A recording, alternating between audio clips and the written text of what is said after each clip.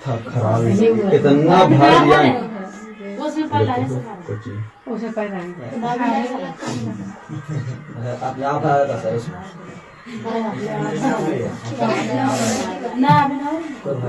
ठीक है।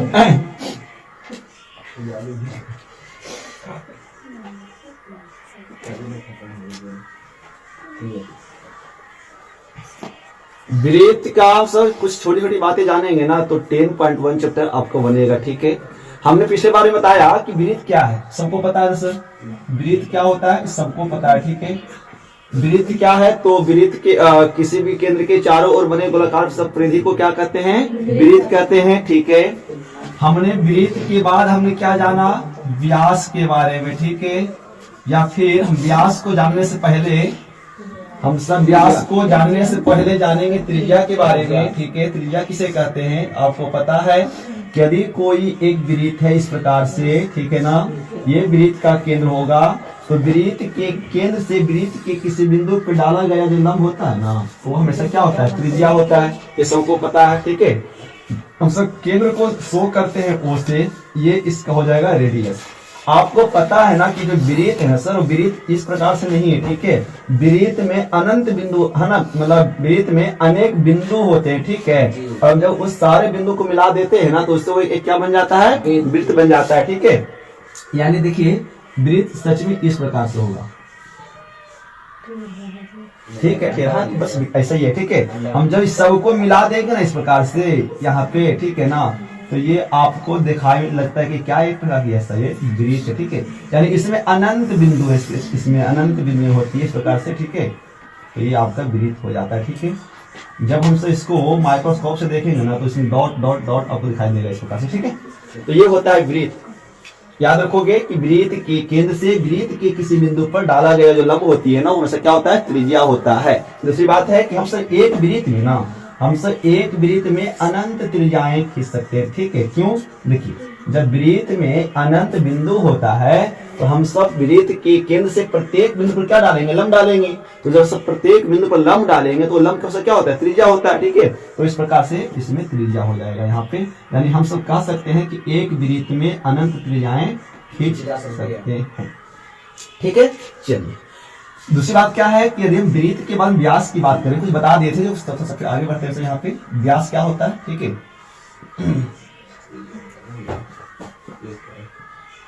व्यास क्या होता है, ठीक है, वो समझिए। कोई एक इस प्रकार से वृत्त है, यहाँ पे वृत्त का ये केंद्र होगा सर। ठीक है, तो व्यास को समझने से पहले समझेंगे यहाँ पे जीवा के बारे में। सर जीवा किसको कहते हैं, हम सब जीवा किसको कहते हैं सर, तो पता है कि वृत्त के किसी एक बिंदु से दूसरे बिंदु को, है ना, वृत्त के किसी एक बिंदु से दूसरे बिंदु को मिलाने वाली रेखा को क्या कहते हैं, जीवा कहते हैं। अब वृत्त में अनंत बिंदु होती है ना सर, तो यदि हम प्रत्येक एक बिंदु को दूसरे बिंदु से मिलाएं तो एक जीवा बनेगा। यानी इस प्रकार से हम यहाँ पर एक बिंदु है, फिर कोई एक यहाँ बिंदु है। ठीक है, और यदि हम इसको यहाँ ऐसे मिला दें तो ये भी तो एक जीवा है ना जी। चलिए एक बिंदु यहाँ है, एक बिंदु यहाँ है, हम इसको मिला देते तो ये भी तो एक जीवा है ना। ठीक है, तो मतलब इस प्रकार से ना यहाँ पे सब जीवा ही होता है। ठीक है, यानी वृत्त के त्रिज्या के जैसा ही ना हम सब यहाँ पे क्या कर सकते हैं, अनंत जीवाएं खींच सकते हैं। अच्छा, कुछ ऐसे जीवा होते हैं ना, देखिए क्या होगा, कुछ ऐसे जीवा होंगे ना सर जो वृत्त के बिल्कुल एकदम केंद्र पर होकर जाता है। कुछ जीवा ऐसे होंगे जो वृत्त के केंद्र के पास से होकर गुजरेगा, है ना, ऐसे गुजरेगा। तो याद रखिएगा कि जो जीवा ना सर, जो जीवा वृत्त के केंद्र से होकर जाता है वह जीवा ही वृत्त का व्यास कहलाता है। याद रखोगे व्यास क्या है, तो जो जीवा वृत्त के केंद्र से होकर जाता है वह जीवा ही उसका व्यास कहलाता है। दूसरी बात, सबसे बड़ी जीवा कौन होती है सर, तो सबसे बड़ी जीवा वही होती है जो केंद्र से होकर जाता है। ठीक है, तो आप व्यास को तो परिभाषा अनेक प्रकार से कर सकते हैं। या तो क्या बता सकते हैं कि जो जीवा वृत्त के केंद्र से होकर जाती है उसे व्यास कहते हैं। फिर आप ये बता सकते हैं कि जो वृत्त की सबसे बड़ी जीवा क्या कहलाती है, व्यास कहलाती है। आप ये भी तो कह सकते हैं। ठीक है, दूसरी बात तो याद रखोगे यहाँ पे यदि फिर हम आगे की बात करें, ठीक है, यदि वृत्त के परिधि से केंद्र की ओर आते हैं, ठीक है ना, वृत्त के परिधि से यदि केंद्र की ओर आते हैं तो सर जी जीवा की लंबाई बढ़ती जाती है। याद रखोगे कि हम वृत्त के परिधि से केंद्र की ओर नीचे की ओर आते हैं तो हमेशा जीवा की लंबाई बढ़ती जाती है, लेकिन जब हम केंद्र से परिधि की ओर आते हैं सर तो जीवा की लंबाई घटती जाती है। याद रखोगे।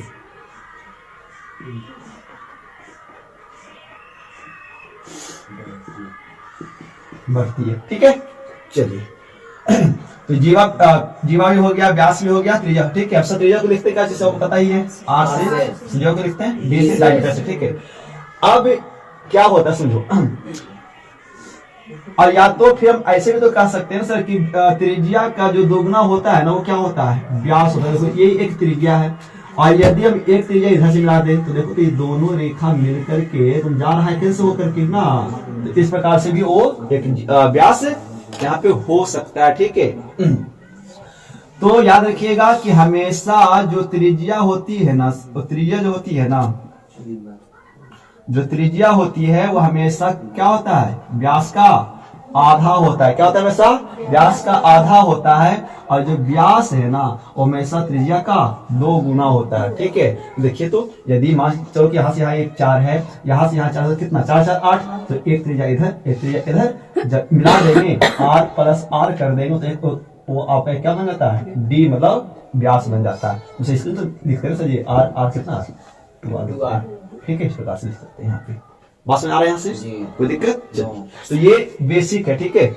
अब चैप्टर में जो सवाल लगने वाला होगा, जो टॉपिक जो काम करेगा यहाँ पे वो चलिए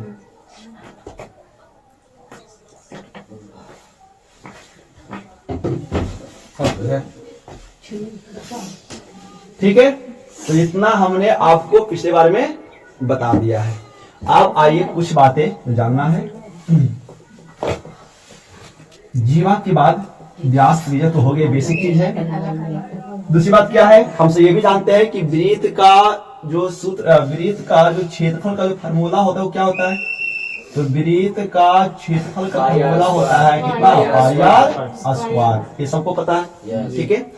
फिर हमने एक चीज आपको और बताया सर, क्या बताया कि वृत्त का परिधि की बात करेंगे, परिमाप की बात करेंगे, 2 पाई आर स्क्वायर, वृत्त की परिधि 2 पाई आर, वृत्त की परिधि क्या होता है, 2 पाई आर होता है, ठीक है। हम अभी केवल वृत्त की बात कर रहे हैं, ठीक। हम सब यहाँ पे बताएंगे अर्धवृत्त के बारे में, ठीक है। दूसरी बात क्या है, हम सब एक और क्या जानते हैं कि वृत्त के केंद्र पर जो कोण बनता है ना, वृत्त के जो कोण बनता है वो हमेशा 360 डिग्री का, यानी एक बिंदु है और आप इस बिंदु को सेंटर मान लीजिए और चारों तरफ उसके ना इस प्रकार से उसके एक ऐसा बना दिए, ठीक है। तो हमेशा ये बनेगा ना सर, वृत्त के केंद्र पर बना जो कोण होता है ना, बना जो कोण होता है वैसे याद रखोगे 360 डिग्री का होता है, ठीक है। चलिए ये बात हो गया यहाँ से, हम सब यहाँ तक पिछले बार में जान चुके थे, ठीक है। आइए सबसे पहले हम सब एक बात यहाँ जानते हैं कि स्पर्श रेखा क्या होता है,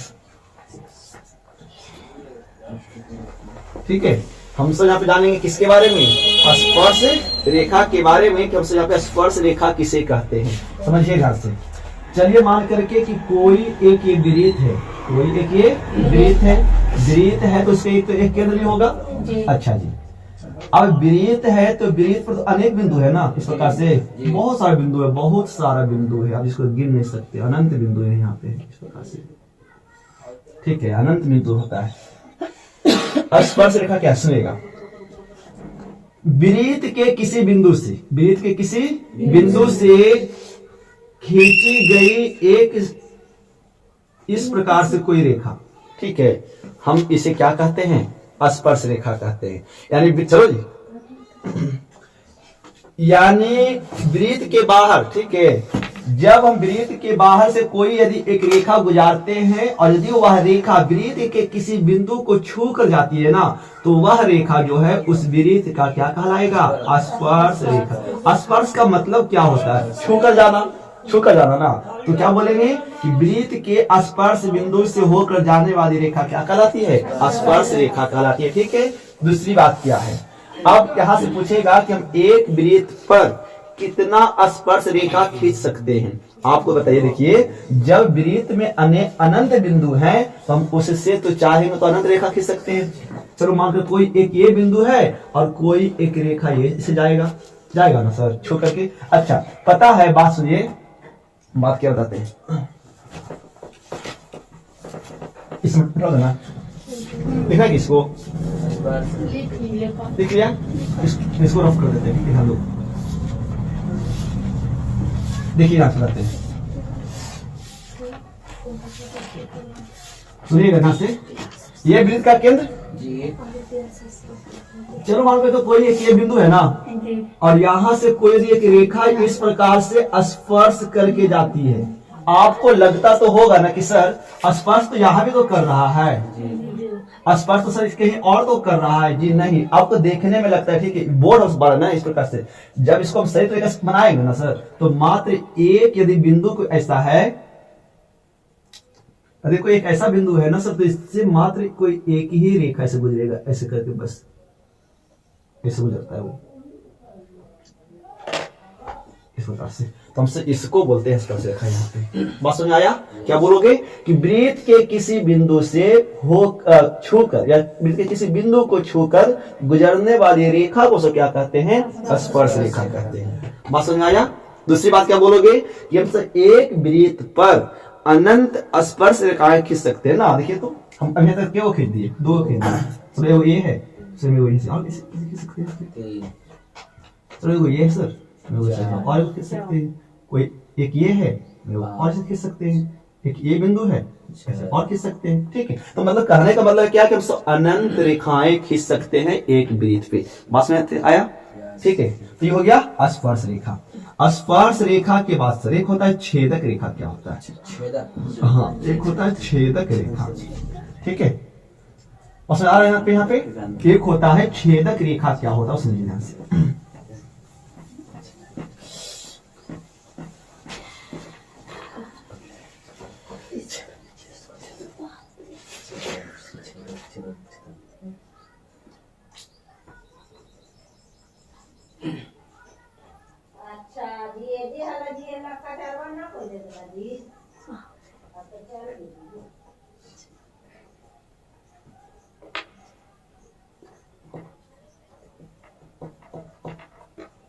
क्या पढ़ रहे हैं?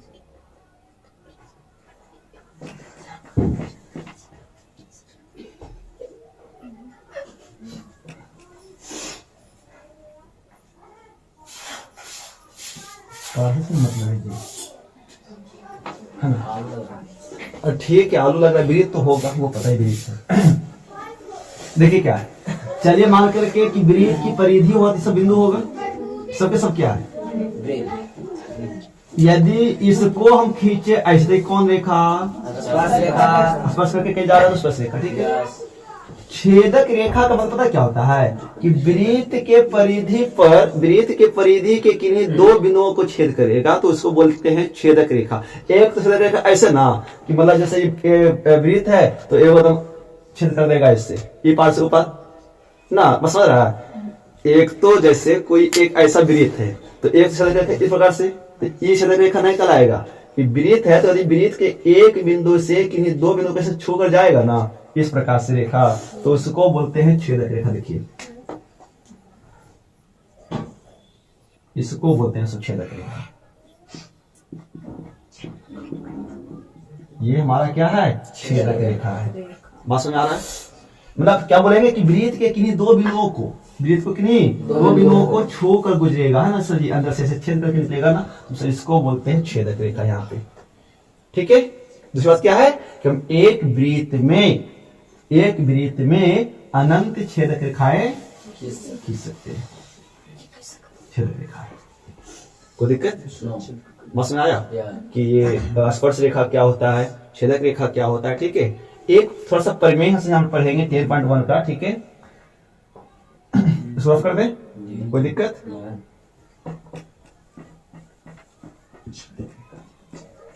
एक परिमेय देखिए सब है 10.1 में, पेज नंबर खोलिए आप लोग, 231। ठीक है, 231 है, खोलिए। 10.1 ठीक है, प्रमेय शो करेगा। ठीक है, सुनिए प्रमेय क्या कहता है, पता प्रमेय क्या कहता है, सुनिए ना। प्रमेय जो कहता है उसको पता क्या कहता है कि वृत्त के किसी बिंदु पर स्पर्श रेखा स्पर्श बिंदु से जाने वाली त्रिज्या पर क्या होती है, लंब होती है। यह एक प्रमेय है, ठीक है ना। पहले ये प्रमेय ना कभी कभी सिद्ध करने के लिए दे देता था कि सिद्ध कीजिए कि वृत्त के किसी बिंदु पर स्पर्श रेखा स्पर्श बिंदु से जाने वाली त्रिज्या पर क्या होती है, हमेशा लंब होती है। ठीक है, सुनिए क्या कहने का मतलब हुआ, यदि कोई एक वृत्त है सर, वृत्त का कोई एक केंद्र होगा, चलिए मान करके कोई एक वृत्त के स्पर्श बिंदु है, ठीक है। स्पर्श बिंदु से सुनो जी, स्पर्श बिंदु से कोई एक ऐसी रेखा जो है इस प्रकार से स्पर्श करके जा रहा है, ठीक है। तो क्या बोलता है कि वृत्त के किसी बिंदु पर, है ना, वृत्त के किसी बिंदु पर स्पर्श रेखा पर स्पर्श बिंदु से त्रिज्या पर डाला गया जो होता है ऐसा लंब होता है। लंब का मतलब कितना डिग्री, 90 डिग्री होता है, हमेशा लंब होता है। यानी वृत्त के किसी बिंदु पर स्पर्श रेखा, है ना, स्पर्श रेखा स्पर्श बिंदु से केंद्र पर, ठीक है ना, बिंदु से जानने वाली जो त्रिज्या होती है वो हमेशा लंब होता है। यानी कोई एक इस प्रकार से, चलिए मान करके वो स्पर्श बिंदु है, हमने यहाँ से कोई एक ऐसा रेखा खींचा, ठीक है, तो ये स्पर्श बिंदु से यदि हम ऐसा कोई एक ऐसा त्रिज्या खींचते हैं सर, तो हमेशा त्रिज्या क्या होती है यहाँ पे, 90 डिग्री लंब होता है, 90 डिग्री होता है। ठीक है, ये प्रमेय है, याद रखिएगा। बस में आया कि वृत्त के किसी स्पर्श रेखा पर स्पर्श बिंदु से जो त्रिज्या होती है, डाली गई त्रिज्या हमेशा लंब होती है, 90 डिग्री का होता है। इस ऑब्जेक्टिव में पूछ देगा आपको, ठीक है ना, कि वृत्त के किसी बिंदु पर स्पर्श रेखा स्पर्श बिंदु से जानने वाली त्रिज्या होती है, हमेशा लंब होती है। ठीक है, चलिए तो इतना बताया अभी आपको हम, स्पर्श रेखा छेदक रेखा, ठीक है। इससे 10.1 चैप्टर आपका बन जाता है। तो सवाल देखिए यहाँ पे आकर के। चलिए दोस्तों, यहाँ पर जितना बात जो जाने हम सब कि स्पर्श रेखा क्या है, छेदक रेखा क्या होता है, ठीक है, हमने तमाम बातों को जाना वृत्त के बारे में। आइए से यहाँ पे सब सवाल लगाएंगे 10.1, ठीक है। सवाल बनेगा आपसे, सवाल नीचे शो भी करेगा, ठीक है।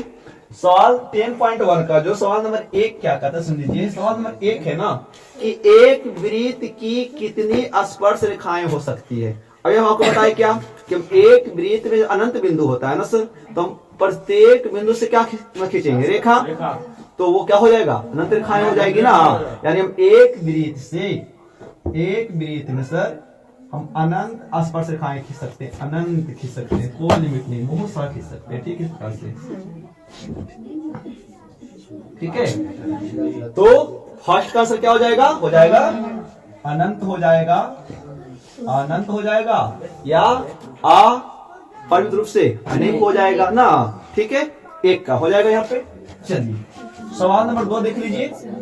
सवाल नंबर 2 क्या है, कहता है कि रिक्त स्थानों की पूर्ति कीजिए, रिक्त स्थानों की पूर्ति कीजिए। सवाल नंबर 1 है 2 का, सुन लीजिए। सवाल नंबर 2 का 1 क्या है कि किसी वृत्त की स्पर्श रेखा, किसी वृत्त की स्पर्श रेखा उसे डॉट बिंदुओं पर प्रतिच्छेद करती है। किसी वृत्त की स्पर्श जो रेखा है उसे डॉट बिंदुओं पर प्रतिच्छेद करती है। तो केवल कितना बिंदु पर छेद करता है, देखिए, तो यदि एक वृत्त है सर, ठीक है, ये वृत्त का एक स्पर्श बिंदु है, तो एक स्पर्श रेखा ना सर केवल वृत्त के एक बिंदुओं को ही छू कर जाता है ना, तो हो जाएगा असल में कितना, एक हो जाएगा, ठीक है।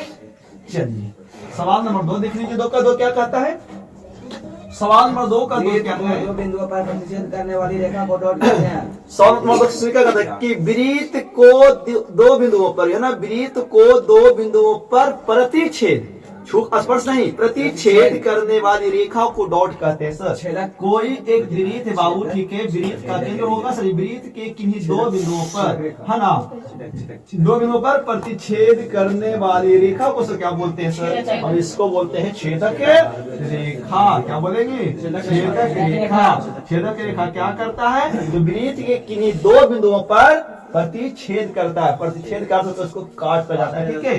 तो नंबर 2 में हो जाएगा छेदक रेखा, कोई दिक्कत। चलिए सवाल नंबर 3 देख लीजिए यहाँ पे, सवाल नंबर 3 देख लीजिए यहाँ पे। सवाल 3 क्या कहता सुनिए कि एक वृत्त की डॉट समांतर स्पर्श रेखाएं हो सकती है। सर जी समांतर स्पर्श रेखा हो सकता है, ठीक है। तो चलिए एक वृत्त है, यहाँ पे एक वृत्त का केंद्र होगा, तो एक वृत्त में कितना समांतर स्पर्श रेखाएं खींच सकते हैं, ठीक है। चलिए ये कोई एक बिंदु है, हमने यहाँ पर एक ऐसा स्पर्श रेखा खींचा। चलो कोई एक ऐसा बिंदु है, हमने यहाँ पे ऐसा रेखा खींचा, ठीक है। तो बताओ ना ये दोनों जो स्पर्श रेखा है ना सर आपस में क्या है, समांतर है। यानी एक वृत्त में 2 समांतर स्पर्श रेखाएं खींच सकते हैं। स्पर्श रेखा तो अनंत खींचेंगे, बट यहाँ पर समांतर की बात आ रही है कि हम एक वृत्त में या एक वृत्त पर हम कितना समांतर स्पर्श रेखाएं खींचेंगे, तो केवल 2 ही खींचेंगे। यदि हम कहीं एक ऐसा बिंदु है सर, हम एक ऐसा रेखा खींचे, ठीक है, तो इसका समांतर केवल होगा क्या, नहीं हो सकता है। जब भी इसका समांतर होगा ना तो इसके कौन साइड में, अपोजिट साइड, मतलब इसके विपरीत साइड में होगा, ठीक है। इस प्रकार से होगा। तो याद रखोगे कि एक वृत्त में हम केवल 2 समांतर स्पर्श रेखाएं ही खींच सकते हैं। तो इसका आंसर कितना हो जाएगा, 2 हो जाएगा। कोई दिक्कत, चलिए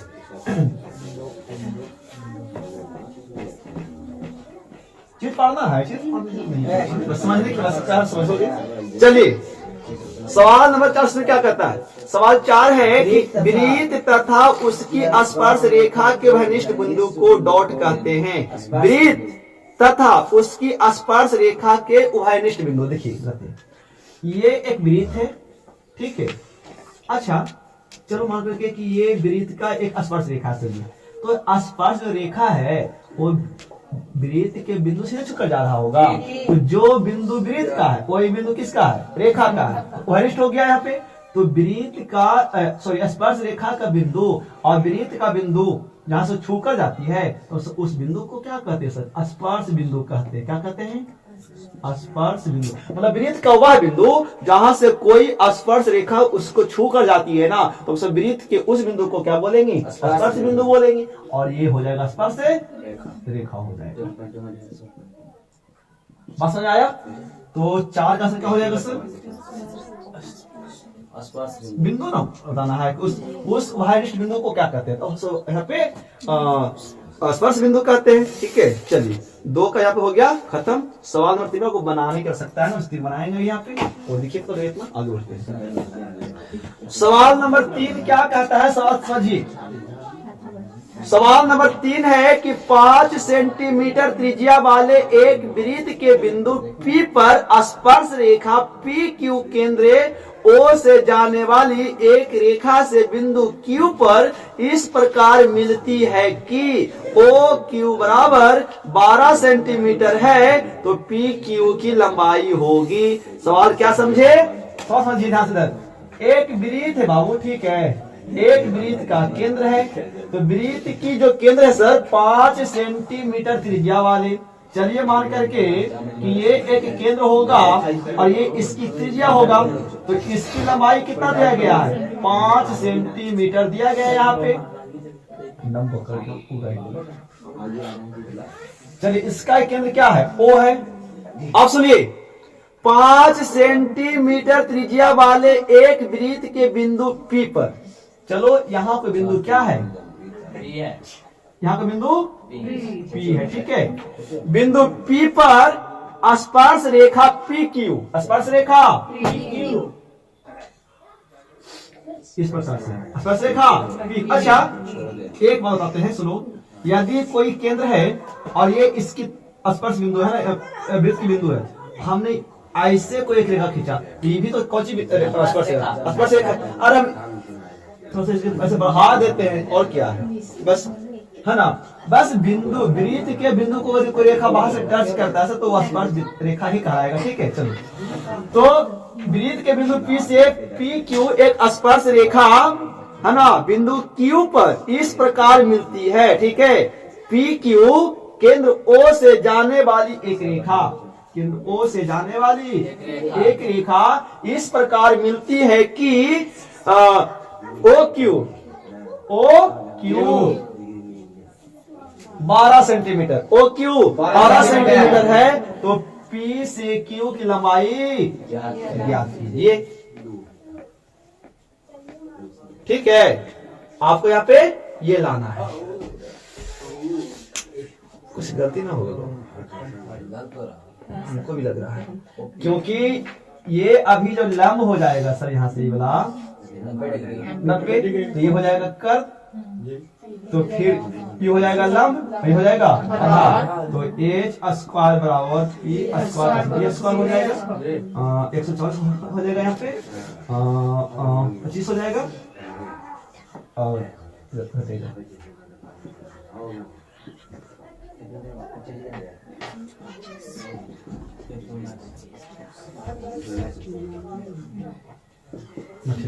ठीक है सर, इतना जो टाइम ठीक है। चलिए, तो आपको क्या करना है यहाँ पे पी क्यू की लंबाई लाना है। आप बताइए ना सर, हम एक बात अभी क्या जाने, हम सब अभी यहाँ पे एक बात क्या जाने कि वृत्त के किसी बिंदु पर स्पर्श रेखा स्पर्श बिंदु से डाली क्या जाने वाली जो त्रिज्या होती है वो क्या होता है, लंब होता है। तो स्पर्श बिंदु से वृत्त के से जब त्रिज्या खींचते हैं तो हमेशा स्पर्श बिंदु पर लंब होता है। तो लंब का मतलब सर जी कितना डिग्री का कोण, 90 डिग्री का कोण। अब बताओ सर यहाँ पे ये एक त्रिभुज बन रहा है कि नहीं सर जी, वृत्त के त्रिज्या से स्पर्श बिंदु से स्पर्श रेखा से एक क्या बन रहा है, यहाँ पे एक त्रिभुज बन रहा है, ठीक है। और त्रिभुज कैसा है, तो समकोण है। क्यों, क्योंकि इसका एक कोण 90 डिग्री का होगा। तो जब सर जी एक कोण 90 डिग्री का होगा तो हम किससे आएंगे, पाइथागोरस प्रमेय से आएंगे। 90 के सामने में भुजा कर्ण कहलाएगी। तो आपका यहाँ पे ओ क्यू ये इसका कर्ण हो जाएगा। और ये जो लंब होता है, लंब का मतलब त्रिज्या यानी आधार हो जाएगा, सॉरी आपका लंब हो जाएगा कौन, ओपी लंब हो जाएगा। तो आपको क्यू का मान लाना है, अर्थात आधार का मान लाना है। आराम से हो जाएगा। यहाँ पे देख लीजिए, आप कर सकते हैं। चूंकि त्रिभुज पी ओ क्यू क्या लिखेंगे बाबू, एक समकोण त्रिभुज है, इसीलिए यहाँ पे ओपी यानी हो जाएगा कर्ण आपका 12 सेंटीमीटर। ओपी नहीं, ओ क्यू आपका यहाँ पे वो कर्ण हो जाएगा। ओपी से आप लंब हो जाएगा, 5 सेंटीमीटर हो जाएगा। और पी क्यू जो एक आधार बन रही है वो भाग हो जाएगा। आराम से कर लीजिए, कौन प्रमेय से,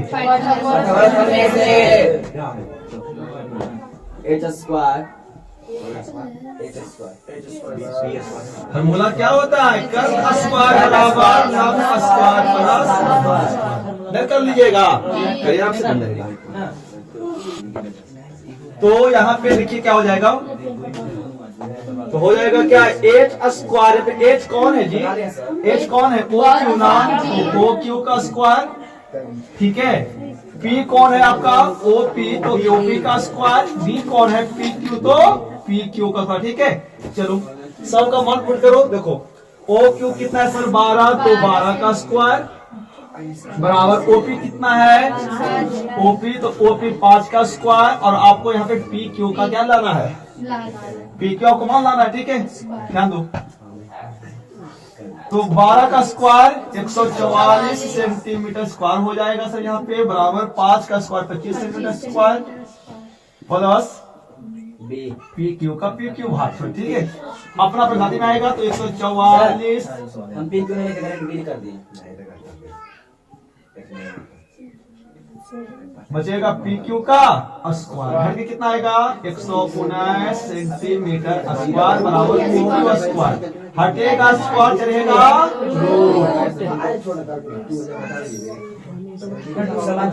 स्क्वायर से रूट, खाली वो खत्म ना होता है, खाली बाहर आएगा, ठीक है ना।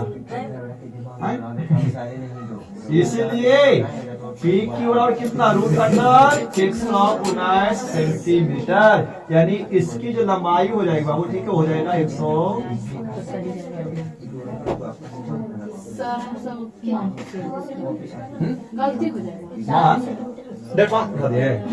कोई दिक्कत नहीं, ठीक है। तो ये था 10.1 चैप्टर होगा जो समाप्त हो जाता है यहाँ पे, ठीक है। तो आपको वीडियो को पूरा देखना है।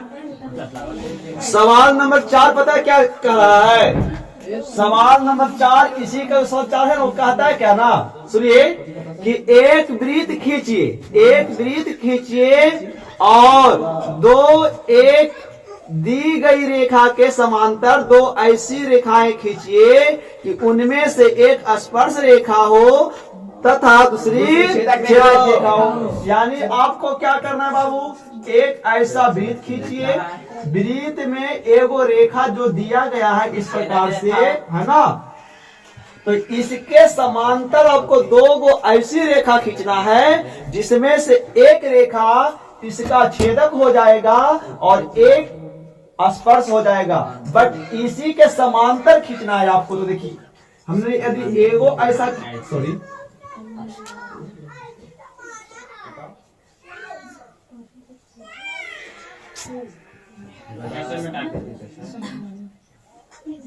यानी हमने एगो ऐसा खींचा तो कौन रेखा, स्पर्श रेखा, बताओ तो इसके समांतर है कि नहीं, और इसी के समांतर एक और रेखा ऐसा खींचिए ना जो इसके समांतर हो बट कैसा हो, छेदक। तो देखो तो ये कौन रेखा है, छेदक रेखा है। बस खिंचा गया, आप हो गया, बस खींचना थे, ठीक है। तो 10.1 आपका पूरा खत्म हो गया है इस वीडियो में, ठीक है। तो हम सब कल मिलेंगे दोस्तों, आप सब याद करते हैं, अच्छा आया होगा, ठीक है।